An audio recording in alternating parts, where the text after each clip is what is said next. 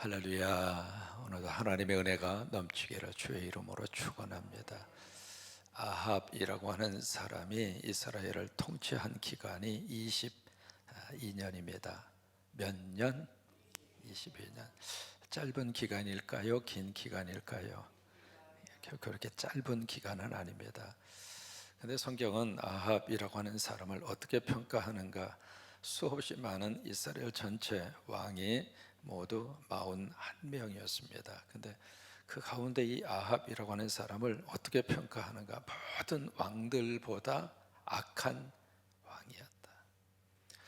우리가 한번 살다가 주님 천국에 가고 있다, 이 세상을 떠나는데 그런 평가를 받는다고 하는 것은 개인적으로도 별로 그렇게 아름답지 못합니다. 왕의 자리에 올라가긴 올라갔지만 하나님의 눈에 별로 드는 게 없었다, 그 말이에요. 저나 여러분이나 하나님의 눈에 쏙 들었으면 좋겠습니다. 그러면 어떤 사람을 하나님의 눈에 쏙 들어오도록 하나님이 역사하실까? 우리 안에 하나님이 있을 때. 우리 부모님들이 자식을 보고 손주를 볼 때 보는 눈이 다르잖아요. 똑같은 자녀들, 똑같은 또래의 아이들이 수백 명, 수천 명이 있어도 그 가운데 부모의 눈에는 누구 자식만 쏙 들어와요? 자기 자식만 쏙 들어옵니다. 왜 그래요? 여러 가지 이유가 있겠습니다만은 내 가슴 속에 자식이 있으니까. 사람은 눈에 마음에 있는 대로 보이고 마음에 있는 대로 들립니다. 참 신기해요. 똑같이 이렇게 본다 할지라도요, 마음이 없으면은 눈에 안 들어옵니다. 이게 마음이 없으면은 무슨 말을 하더라도 그게 진실인지 그것이 허위인지 그건 둘째입니다. 마음이 없으면은 그게 안 들어오는 거예요. 그러니까 이 아합이라고 하는 사람이 왕으로 22년 동안 통치를 했습니다마는 그 마음과 생각 속에 하나님이 없어요. 이제 16장에 아합이 등장을 합니다. 그리고 열왕기상 마지막 장에 가서 아합이 죽습니다. 죽는데, 그러니까 16장부터 마지막 22장까지 상당히 길게 아합을 취급을 해요. 취급을 하는데 이제 그 모습을 쭉 이렇게 지켜보면서 뭘 느끼느냐면 그 아합에게 하나님이 자꾸 기회를 줍니다. 그 기회를 준다는 이야기는 아합의 마음과 영혼과 심령 속에 하나님이 계시도록, 그것을 이제 알 수 있도록 이런 사건도 경험하게 하고 저런 일도 경험을 하게 하고, 그렇게 해서 이제 수없이 많이 이 아합이 내가 믿어야 할 분은 하나님이시구나, 바알이 아니라 하나님 의지하고 살아야지, 하나님을 영광 돌려야 되지, 하나님의 말씀대로 살아야지, 그렇게 할 수 있도록 이 아합에게 또 기회를 주고 또 기회를 주고 또 기회를 주고. 그때 안타까운 것은 그 모든 기회를 통해서 아합이 하나님을 알았을까? 아니에요. 결국 아합은 비참하게 세상을 떠납니다. 그래서 오늘 내용은요, 이 열왕기상 20장의 말씀은 이 아람이라고 하는 나라가 나옵니다. 아람이 어디가 있었느냐면 지금의 시리아 지역입니다. 이스라엘에서 위로 올라가시면 시리아라고 하는 그 지역이 있는데, 시리아에서 이제 더 위쪽으로 올라가면 이란, 이라크 그쪽 지역하고 연결이 되죠. 이 시리아 지역에 있었던 이 아람, 그 당시에는 이스라엘보다도 아람이라고 하는 나라가 더 막강했습니다.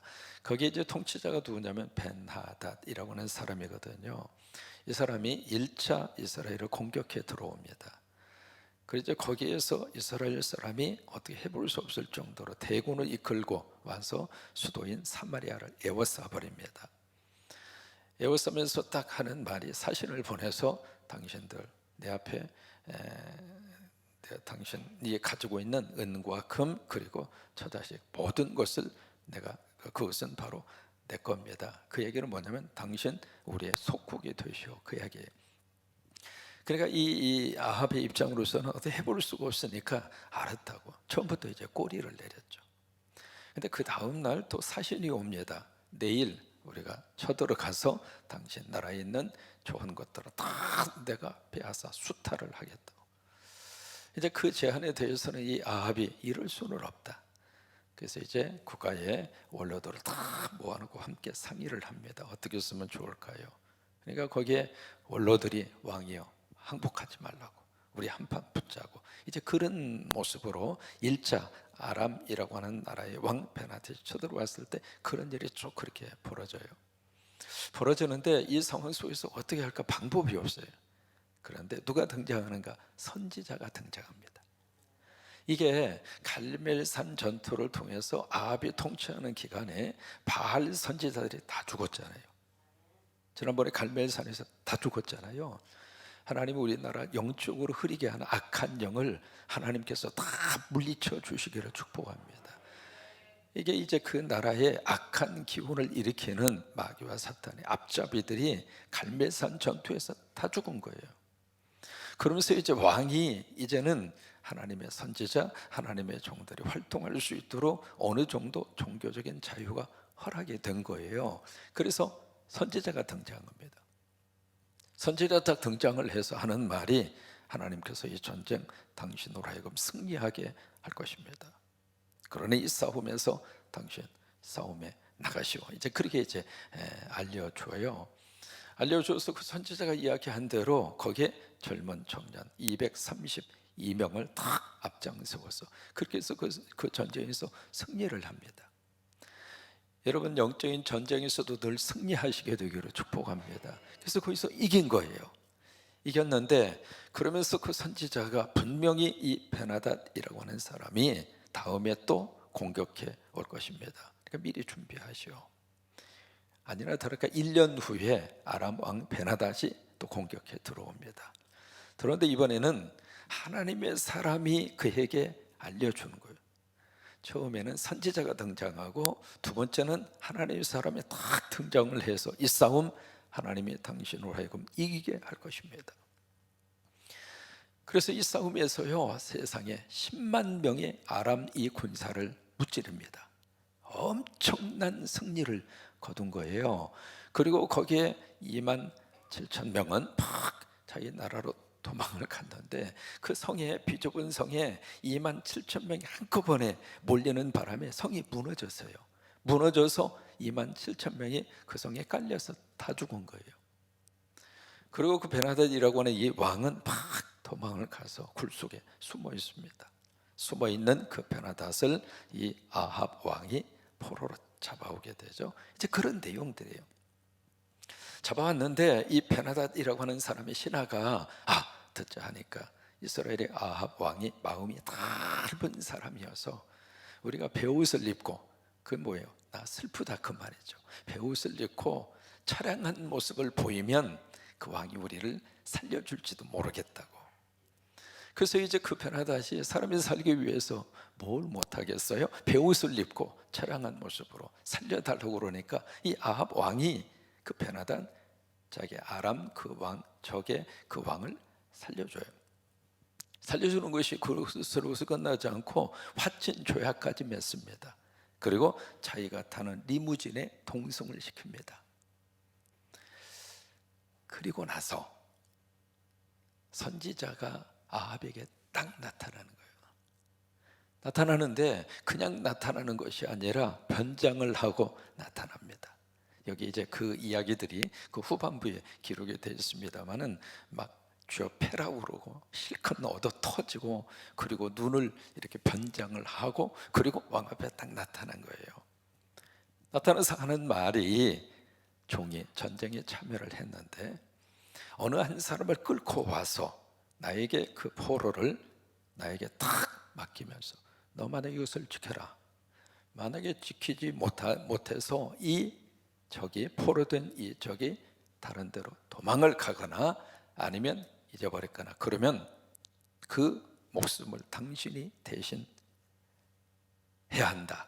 그렇지 않으면 1달란트를 나에게 줘야 된다. 이렇게 약속을 했다는 거예요. 그 약속을 하고 했는데 이 종된 내가 이리저리 막 정신없이 하다 보니까 그 포로를 놓쳤다는 거예요. 그러니까 그 말을 들은 이 왕이 당신이 약속했으니까 당신이 책임을 지시오. 그 말을 하는 순간 변장된 얼굴을 딱 하니까 선지자야. 그래서 그 선지자의 그 저희를 딱 보고 마지막 절 보면은요 43절입니다. 43절에 42절부터 한번 읽으실까요? 42절 시작. 그가 왕께 아뢰되 여호와의 말씀이 내가 멸하기로 작정한 사람, 그 사람이 누구냐면 아합이에요. 그러니까 그 아합이 아니라 베나닷이에요. 베나닷, 아람의 왕 베나닷. 그것을 작정한 사람을 내 손으로 놓았은즉 아합 네가 살려줬다 그 말이에요. 하나님의 말씀은 아람 왕 베나닷을 살리는 걸까요? 아니면 죽이는 걸까요? 죽이는 거예요. 그게 이제 하나님의 말씀이었어요. 그래서 아합의 손에 베나닷을 맡긴 거예요. 그런데 42절에 있는 말씀대로 여호와의 말씀이 내가 멸하기로 작정한 사람, 다시 말해 베나닷을 네 손으로 놓았은즉 내 목숨은 그의 목숨을 대신하고 내 백성은 그의 백성을 대신하리라 하셨나이다. 결국 이 말씀대로 이게 이제 아람 왕 베나닷이 물러간 다음에 살았잖아요. 3년 후에 다시 공격해 옵니다. 그래서 결국 베나닷에 의해서 아합은 죽습니다. 그러니까 하나님이 그 베나닷을 아합의 손에 딱 맡겼을 때 하나님의 말씀대로 순종했으면 자기도 살고 나라도 살고, 근데 그걸 불순종한 거예요. 결국 그것 때문에 아합은 죽습니다. 그러면 두 번에 걸친 이 전쟁에서 하나님이 왜 아합으로 하여금 승리하게 했을까? 그 이유가 있습니다. 13절 말씀, 승리하게 해주신 이유가 13절에 기록이 되어 있습니다. 13절 같이 있습니다. 한 선지자가 이스라엘의 아합 왕에게 나아가서 이르되 여호와의 말씀이 내가 이 큰 무리를 보느냐. 이 큰 무리는 바로 아람의 왕 베나닷이 끌고 온 군대입니다. 그것을 내가 보느냐. 그 다음이 중요해요. 누가? 내가 하는 누구일까요? 하나님이세요. 아합이 그 전쟁에서 승리할 수 있도록 공을 세운 게 아닙니다. 하나님이 하신 거예요. 그러면서 내가 오늘 그들을 내 손에 어떻게 하죠? 넘기리니. 여러분, 마귀와 사탄을 여러분의 손에 하나님이 다 넘기셔서 성령의 능력으로 다 무찔러주시고, 그러니까 누가 넘겨주셔야 하는가? 하나님이 넘겨주셔야 돼요. 하나님이 넘겨주셔야 우리가 이길 수 있고, 하나님이 넘겨주셔야 승리할 수 있고, 하나님이 넘겨주셔야 병도 이길 수가 있고, 하나님이 넘겨주셔야 불경기도 이길 수가 있고, 하나님이 넘겨주셔야 우리 자녀들이 아버지의 복 받고 살아요. 아합의 실력이 아니었어요. 그러니까 내가 넘기리니 그렇게 말씀을 하시면서 그 이유를 그 다음에 설명을 합니다. 너는, 이게 중요해요. 너 아합은 내가 여호와인 줄을 알리라 하셨나이다. 내가 하나님이라고 하는 사실을, 이 세상의 모든 것을 다 주관하시는 분이 바알이 아니라 하나님이라고 하는 사실을, 우리는 이 하나님을 믿습니다. 우리는 이 하나님, 우리 아버지라고 하는 사실을 여러분 믿으시구만. 아멘. 그래요. 그 아버지 믿고 삽니다. 너는 내가 하나님이라고 하는 것을 알라. 그것 때문에 여기서 승리하게 하신 거예요. 그러니까 아합의 생각으로서는 이 전쟁에서 이길 수 있는 방법이 하나도 없어요. 한국이 이 강대국, 이 틈바구리 속에서 앞으로 한국이 딱 버티고 살아낼 수 있는 방법은 하나님이에요. 하나님밖에 없어요. 지금 핵에 대한 문제가 공공연하게 지금 오가고 있습니다. 무슨 전술 핵이라든지 수없이 그런 말들이, 북한에 이제 이미 핵이 개발이 됐다고 하는 것을 이제는 만천하가 다 알고 있잖아요. 그거 없앤다? 없앨 것 같습니까? 수십 년 동안 미국이 북한의 핵을 없애기 위해서 그렇게 많은 유엔을 통해서 여러 가지 많은 회담을 통해서 육자 회담 별별 저기를 다 했습니다만은 결과적으로는 지금 우리 앞에 핵을 머리에 이고 살아야 하는 그런 상황이, 아니 이것이 우리 세대가 아니라 우리 자식들이 그렇게 살아야 하는 현실 속에 우리나라가 놓여 있는 것을 부정할 수 없습니다. 그러면 미국이 이제 어떤 북한의 핵의 공격이 오면 미국이 한국을 보호해 준다, 우리는 그거 붙들고 살아야 되겠죠. 그런데 과연 국가 간의 약속이 100% 그대로 지켜질까? 우리는 가면 갈수록 하나님의 보호하심을 간절히 붙들고 살아야 하는 처지에 이르렀습니다. 하나님 이 나라를 도와주옵소서. 하나님이 이 나라의 미래를 붙들어 주옵소서. 왜냐하면 이렇게 해도 저렇게 해도 이게 빠져나갈 수 있는 구멍이 그렇게 많지가 않는 거예요. 우리가 지금 신문에서 전술핵이라고 하는 말을 듣습니다마는 사실 가장 그 단어에 대해서 경기를 일으키는 사람이 미국 사람들이에요. 대한민국이 핵을 갖다 놓는다, 일본이 가만히 있을 것 같습니까? 그럼 일본이 핵을 갖다 놓는다, 호주는 가만히 있겠습니까? 그럼 호주에다가 핵을 갖다 놓는다, 그럼 그 주변 국가에서는 가만히 있겠습니까? 간단한 문제가 아닙니다. 여기 하나님이 이 도저히 이길 수 없는 그 싸움에서 이기게 하시는 그 이유는 아바, 내가 하나님이야, 나 믿고 사는 것이 최고의 축복이다, 그걸 알게 하기 위해서. 저는 지금까지 우리나라 역사 속에서요, 우리가 하나님이 하나님 됨을 우리 민족에 철저하게 깨닫고 하나님 앞에 나왔고, 그래서 열심히 기도하고 하나님이 기뻐하는 일을 위해서 우리나라가 선교를 그렇게 많이 열정적으로, 물질로도 그러고, 그리고 선교사님이 가서서 막 헌신하시고 가서 선교도 하시고, 그런 일들을 통해서 그 어떤 나라보다도 하나님이 기뻐하는 일이라면 우리가 헌신하겠습니다. 최선을 다하겠습니다. 그렇게 해서 여기까지 하나님이 우리나라를 이만큼 세워주셨다고 우리는 믿음의 고백을 그렇게 합니다. 13절의 말씀이 그래서 참 중요합니다. 너는 내가 여호와인 줄을 알리라. 그걸 알게 하기 위해서 도저히 이길 수 없는 싸움에서 이기도록 하나님이 역사하신 거예요. 우리의 삶 속에서 하나님이 하나님됨을 알게 하기 위해서 참 어려움 속에서 내 생명을 보호해 주셨고, 하나님이 이런 분이구나, 하나님이 나를 이렇게 사랑하시는 분이구나, 하나님이 나를 이렇게 도와주시는 분이구나 라고 하는 것을 우리로 하여금 알게 하고 그것을 깨닫게 하기 위해서 우리 하나님의 자녀들에게 역사하시고, 우리 삶의 자리에 역사하시고, 먹이시고 입히시고, 저와 여러분이 여기까지 온 줄로 그렇게 믿습니다.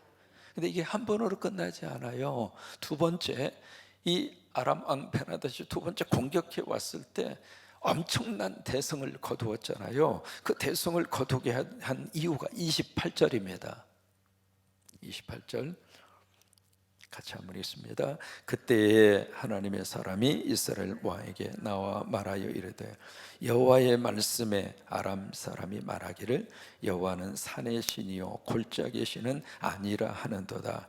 그러므로 내가 이 큰 군대를 다 내 손에 넘기니. 여기서도 똑같죠. 누가 넘겨주셨는가? 하나님이 넘겨주셨어요. 마귀와 사탄을 우리가 이길 수 있도록 하나님이 우리에게 넘겨주셔서 믿음으로 이기게 하시고, 성령으로 이기게 하시고, 기도로 이기게 하시고, 하나님이 넘겨주시면 우리가 이길 수 있어요. 그래서 내 손에 넘기리니, 그 다음이 중요합니다. 같이 한번 고백하십니다. 너희는 내가 여호와인 줄을 알리라 하셨나이다. 그래서 이 엄청난 승리를 딱 보면서 하나님이 이런 분이구나, 그것을 아합으로 하여금 알게 하기 위해서, 이스라엘로 하여금 알게 하기 위해서. 그런데 이 큰 승리를 거둔 다음에 아합이 하나님의 말씀대로 베나닷을 처리하지 않은 거예요. 결국 이 선지자의 비유적인 이 말을 듣고 43절입니다. 아합이 어떤 반응을 43절에 보였는가 같이 한번 읽겠습니다. 이스라엘 왕이 근심하고 답답하여 그의 왕궁으로 돌아가려고 사마리아에 이르니라. 이 근심하고 답답하여 그 이야기는요, 다른 번역에 보시면 시무룩해서 시무룩하고 그 다음에 화를 내면서 사마리아로 돌아. 생각해 보니까 자기가 너무 큰 실수를 한 거예요. 그랬으면 여러분 이 상황 속에서 자기가 큰일 났네, 내가 왜 이 베나닷을 살려줬을까? 그 순간 이제 거기서 대해서 이렇게 하나님의 종을 통해서 그것을 들었으면은 정상적인 그런 그 믿음의 사람의 모습은 그러냐고, 내가 잘못했다고, 내가 빨리 돌아서자고, 그렇게 해서 하나님 앞에 돌아왔으면은 그 다음 3년 후에 이 아람 베나닷이 공격하지 않도록 하나님이 막으셨을 거예요. 아합은 잘못했다고 하는 것을 알면서도 회개하지 않았어요. 그냥 시무룩해서 화를 내고 가버린 거예요. 여러분, 항상 하나님의 복을 받을 수 있는 비결이 있습니다. 회개하면 하나님이 축복하십니다. 사람은 누구든지 다 실수할 수 있잖아요. 그것을 빨리 내가 하나님 죄송해요, 하나님 죄송해요, 그러면 아합이 마지막에 가서 이렇게 비참하게 죽지 않았을 거예요. 그런데 여기서 이 아합은 그냥 감정적으로, 여러분 회개는 감정의 차원으로 끝나지 않습니다. 시무룩하고 내가 왜 그랬을까 자책하고, 그것은 회개를 시작하는 출발이지 회개의 마지막은 아니거든요. 빨리 돌아서는 게 회개잖아요. 아합은 그렇지 않았어요. 결국 그 다음에 21장, 22장에 가서 결국 아합이 죽는 것으로 열왕기상은 끝납니다. 정리합니다. 여러분, 우리 하루의 삶 가운데 하나님이 하나님됨을 인정하고 사는 것이 복입니다. 그 하나님이 나의 아버지가 되시고, 그 하나님이 우리를 보호하시고, 그 하나님이 우리나라도 꼭 보호해 주셔서, 여러분 이거보다 더 어려우고 힘든 속에서도 하나님이 우리나라 지켜주셨어요. 앞으로도 하나님이 꼭 이 나라를 지켜주셔서 안정과 평화로운 나라로 하나님이 들어 쓰시기를 바라고, 그런 축복이 우리 가운데 넘치게 되기를 주의 이름으로 축원합니다. 지금도 잊지 못하는 김전도사님 계세요. 평생 구국기도회의 사명자로 쓰임받던 분입니다. 수원에서 이제 가시다 보면 칠보산, 거기에 칠보산 기도원이 있고요. 그 기도원에서 위로 올라가면 저 꼭대기에 군부대가 있습니다. 군부대 가기 중간 즈음에 거기에다가 집을 하나 지어 놓으시고, 그 앞에 민족 재단을 딱 태극기를 세워놓고 십자가기를 세워놓고 거기서 기도하는 분이에요. 평생을. 이제 그런 분들이 많이 있습니다. 하나님의 나라와 민족을 위해서 기도하라고 하는 사명을 받아서 그 사명 가지고 평생 나라와 민족을 위해서 기도하다가 그 사명 감당하시는 분들이 요소요소에 그렇게 많아요. 근데 그분이 이렇게 기도할 때마다 하나님이 보여주시는 환상이 있었어요. 막 민족재단을 쌓고 기도하시는데 38선을 다 보여주시면서 이북에서 뭔가 공격해 들어오려거나 조짐이 있으면 그걸 환상으로 보여주시는 가운데, 여기서 막 하나님 앞에 도구하고 막 간구하고 기도하면 그 이제 환상 가운데 막 쳐들어 오려고 했던 그들을 하나님이 막으시는 거예요. 그런 일들을 그분이 기도하시면서 굉장히 많이 경험하신 거예요. 제가 이제 그 간증을 들으면서 이 나라를 지키는 분은 군대도 물론 지키고 여러 가지 모습으로 나라를 지키고 있지만, 보이지 않는 영적 세계에서 이 나라를 지키는 분들이 있다고 하는 거예요. 우리 새벽의 시간에 그런 역사가 계속 일어나게 되기를 바라고, 또 하나님의 그런 축복과 능력이 임하기를 주의 이름으로 축원합니다.